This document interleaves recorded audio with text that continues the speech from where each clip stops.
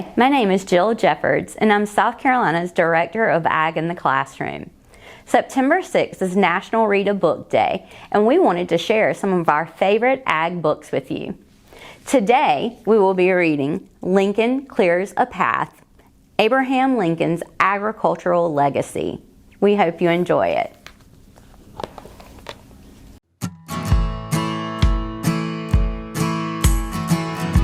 When the wagon stopped in the middle of the Indiana wilderness, 7-year-old Abe Lincoln saw only miles of dense forest. This was not a farm. Not yet.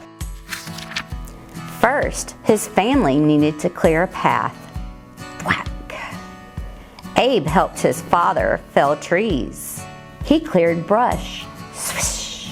He pulled stumps. Thwump! He plowed fields. Yah!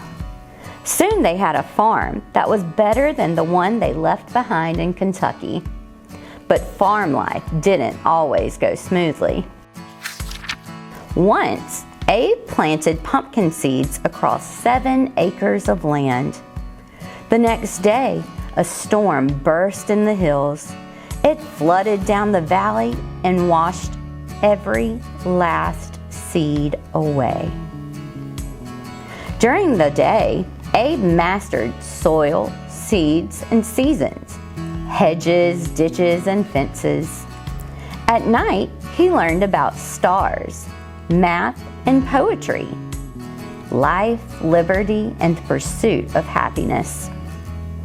Abe marveled at how the founding fathers, thwack, swish, thump, yah, cleared a path for folks like him.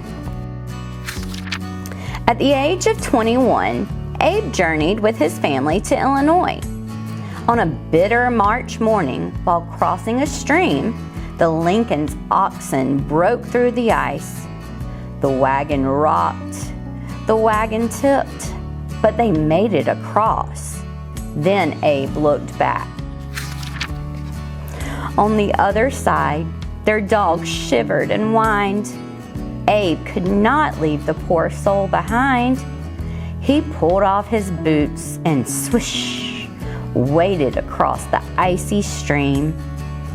Abe tucked the pup under his arm and carried him back to the wagon. Once the family was settled, Abe struck out on his own to float farmers' goods to market. Near New Salem, Illinois, Abe's flatboat ran aground. Water rushed over the stern. Thwack! Abe hurried the hogs ashore. Swish! He rolled pork barrels forward. Thwump! He punched a hole in the hull. Yah! Water gushed out.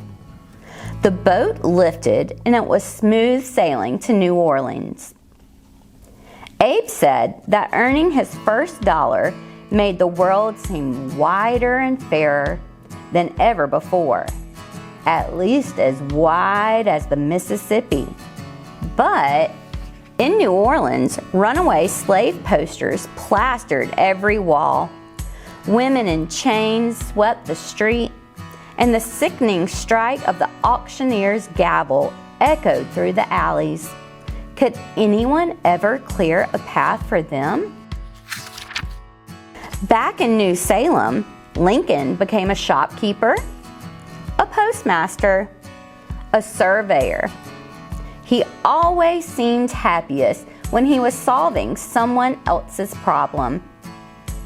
Why don't you study law and run for office? His friend urged. But how? Thwack, swish, thump, yah. His friends eased the way. One friend shared his bunk with him. Another helped him study math. Others lent him books to read and money for a suit to wear. By 1834, Lincoln was in the Illinois legislature. Swish, thwack. He cleared a path for better schools and more roads. Over the years and across the country, an argument brewed. Should slavery spread to western states? The South yelled yes. Lincoln said no. America stood for freedom. Freedom for all. In 1860, when voters elected Lincoln president, the country ripped in two. The Civil War began. Cornfields turned into battlefields. Defeats rolled in like an endless storm. By 1862, the war seemed as if it would never end. Then Lincoln's 11-year-old son, Willie, fell ill and died. The president's world seemed darker than the dense forest at midnight. How would he get his family and America through this heartache? From the White House window, Lincoln could see the Washington Monument.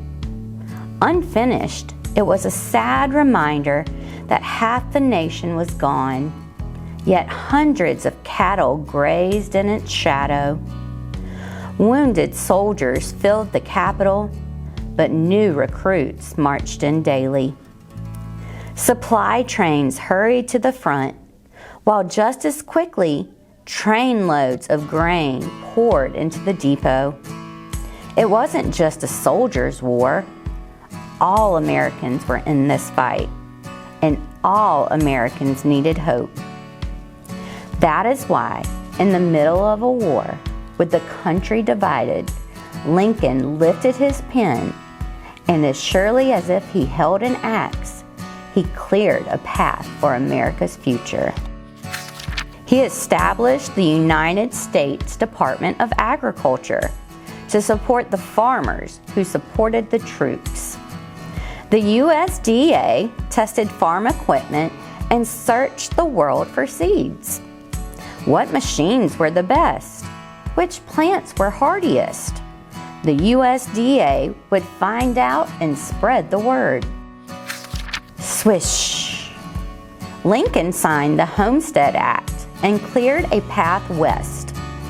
160 acres to any citizen or immigrant, farmer or merchant, man or woman who wanted a fair chance to make it on their own. Thwump. Lincoln signed the Pacific Railway Act and cleared a path across the nation. It sped people west and zoomed farm products east. Yeah. Lincoln created land-grant colleges, clearing a path for students. These colleges would teach agriculture. There was just one more obstacle for Lincoln to remove. On January 1st, 1863, Lincoln issued the Emancipation Proclamation and cleared a path to freedom. Liberty to all clears the path for all and gives hope to all.